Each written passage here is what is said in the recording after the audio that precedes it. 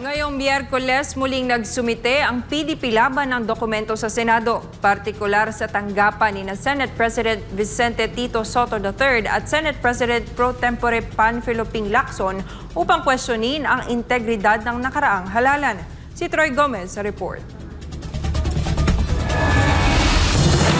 Bit-bit ang mga aligasyong malawak, garapal at dokumentadong irregularidad. Muling iginiit ng PDP laban ang kanilang reiterative request, isang formal na pag-uulit ng kahilingan para sa agarang investigasyon sa umano'y pagkakasangkot ng COMELEC sa mga anomalya noong Mayo 2025 national and local elections, pati na sa Bangsamoro polls. Ayon kay Attorney Israelito Pitorion, legal counsel ng partidong PDP laban, walang naging aksyon ang Senado sa kanilang unang kaparehong kahilingan na isinumite noong Agosto.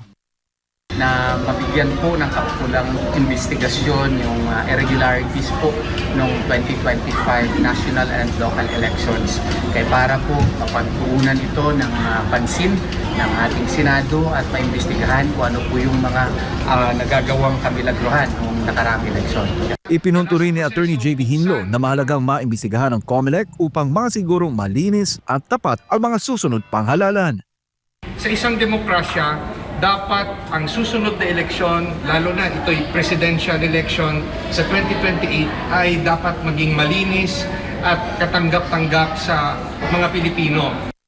Giit ni Torion na hindi ito simpleng reklamo. Ito anya ay usaping tumatama sa puso ng demokrasya at posibleng nakaapekto sa tunay na boses ng mga botante. Handaan niya sila magharap ng ebidensya, pleadings at maging personal na humarap sa Blue Ribbon at Electoral Reforms Committee para tulungan ang Senado sa fact-finding at legislative process.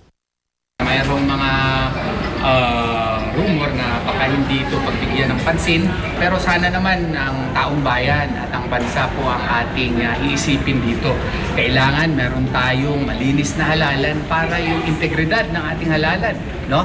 Our people will learn to trust the results of the elections. Sa panig naman ng kampo ng Senado, inaasahang pag-aaralan ni Sotto at Lacson ang dokumento, lalo't parehong sensitibo at kritikal ang isyung may kinalaman sa integridad ng halalan. Para sa Diyos at sa Pilipinas kung mahal, Troy Gomez nag-uulat, SMNI News.